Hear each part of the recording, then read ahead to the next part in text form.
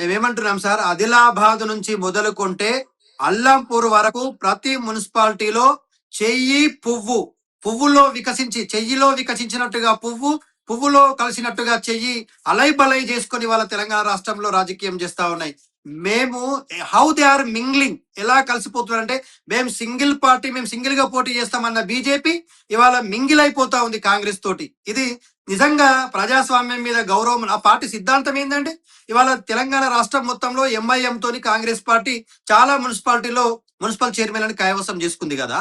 మరి ఎంఐఎం సిద్ధాంతాలకు వ్యతిరేకమైనటువంటి బీజేపీ కాంగ్రెస్ తో ఎట్లా దోస్తాన్ చేస్తుంది? ముఖ్యమంత్రి జూబ్లీహిల్స్ ఎన్నికల్లో ముస్లింలు అంటే కాంగ్రెస్, కాంగ్రెస్ అంటే ముస్లింలు, మీరు మీ పుట్టుక, మీ మీ భవిష్యత్తు, మీ జీవితం అంతా కూడా కాంగ్రెస్ పార్టీతోటే ముడిపడున్నది, కాంగ్రెస్ లేకపోతే మీరు లేరు అని చెప్పిండు.